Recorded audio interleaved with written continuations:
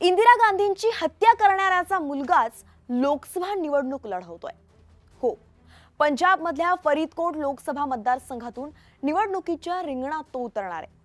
कोण आहे सरबजीत सिंग खालसा आणि कोणत्या पक्षातून लढवतोय निवडणूक, पाहूयात।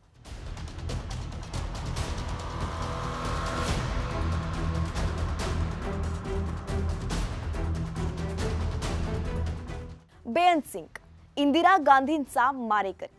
त्याने इंदिरा गांधींवरती 30 राऊंड फायर केले होते, ज्यामुळे माजी पंतप्रधान इंदिरा गांधींचा जागीच मृत्यू झाला होता। याच बेअंत सिंगचा मुलगा सरबजीत सिंग खालसा लोकसभा लढवणार आहे। 12वी पर्यंत शिक्षण झालेला सरबजीत सिंग खालसा फरीदकोट मधून अपक्ष निवडणूक लढवणार आहे। जनतेच्या आग्रहामुळे आपण निवडणूक लढवत असल्याचं सरबजीत सिंग यांनी सांगितलंय। सरबजीत सिंग खालसा यांनी 12वी नंतर शिक्षणाला रामराम ठोकला। 45 वर्षीय सरबजीत सिंग यांची ही काही पहिलीच निवडणूक नाहीये। 2004 मध्ये त्यांनी पहिली निवडणूक लढवली। 2004 साली भटिंडामधून ते उभे राहिले होते, पण त्यांचा पराभव झाला। त्यानंतर 2007 मध्ये त्यांनी पंजाब विधानसभा लढवली, पण तिथेही त्यांचा पराभवच झाला। तरीही त्यांनी माघार घेतली नाही। 2014 मध्ये बसपाच्या तिकिटावर त्यांनी लोकसभा लढवली, पण पुन्हा एकदा त्यांना पराभवाचा सामना करावा लागला। सरबजीत सिंग यांना राजकीय वारसा आहे। त्यांचे आजोबा आणि आई खासदार होते।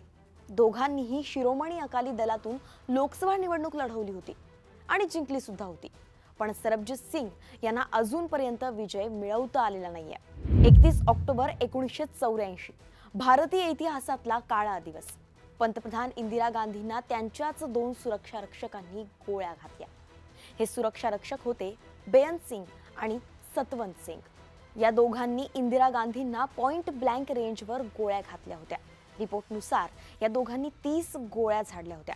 त्यानंतर इतर सुरक्षा रक्षकांनी त्यांच्यावरती गोळ्या झाडल्या। यामध्ये बेअंत सिंग जागीच ठार झाला होता, तर सतवंत सिंग वाचला होता।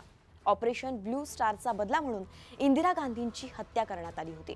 ऑपरेशन ब्लू स्टार मध्ये खलिस्तानवादी भिंद्रानवाले ठार झाला होता, पण त्या कारवाईमध्ये सुवर्ण मंदिराचं बरंच नुकसान झालं होतं।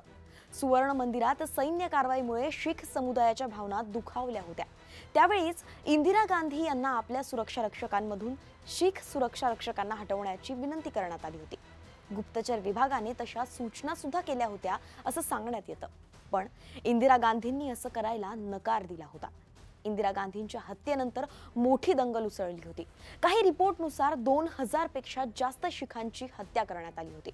इंदिरा गांधींची हत्या करणाऱ्या बेअंत सिंगला जागीच ठार करण्यात आलं होतं, तर सतवंत सिंगला फाशी देण्यात आली होती। आता त्याच बेअंत सिंगचा मुलगा सरबजीत सिंग खालसा पुन्हा एकदा आपलं नशीब आजमावणार आहे। त्यांच्याकडे आप आणि भाजपचं आव्हान आहे।